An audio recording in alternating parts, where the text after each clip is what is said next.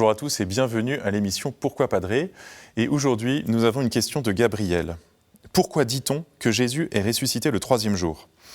C'est vrai que si on compte bien, Jésus n'a pas passé 3 jours au tombeau, puisque c'est le vendredi soir qu'il a été déposé au tombeau. Il y a passé le samedi, et dès la nuit du samedi au dimanche, il ressuscite. Ça ne fait pas 3 jours.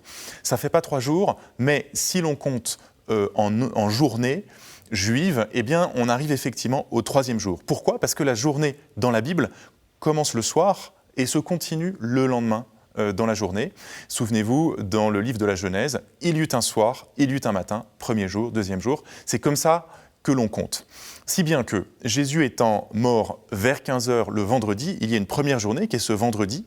Il est mis au tombeau avant la tombée du jour, puisque c'est le lendemain, Shabbat, interdiction de travailler.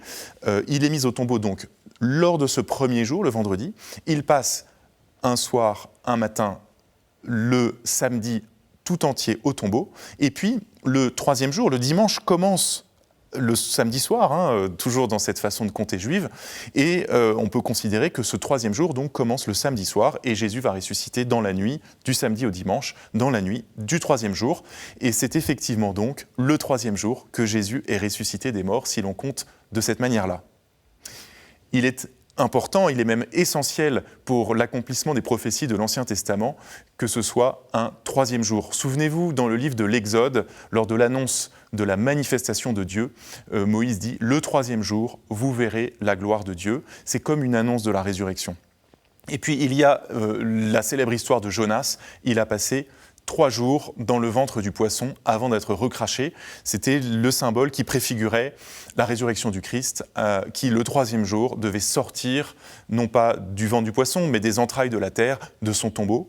Ainsi donc, à travers ces 3 jours, les annonces de l'Ancien Testament s'accomplissent, et à travers ces 3 jours, nous voyons aussi une marque de la divinité, puisque 3 est un chiffre qui symbolise Dieu lui-même. Alors pour nous chrétiens, clairement, c'est la Trinité, Père, Fils et Saint-Esprit, mais de façon plus globale, et chez les Juifs aussi, 3, c'est une perfection, c'est une totalité. Tout est bien quand les choses arrivent après 3 jours, tout est bien lorsque Dieu dit 3 fois une parole, à ce moment-là, elle est sûre, elle va se confirmer. Cela apparaît souvent dans la Bible.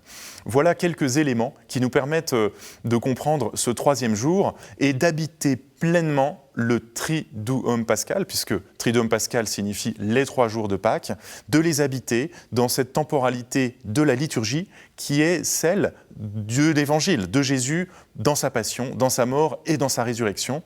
Ainsi donc, nous-mêmes, nous nous mettons au diapason de ces 3 jours. Ils sont un peu plus courts que 3 jours et 3 nuits, mais ils sont bien un 3e jour où nous savourons la joie de la résurrection.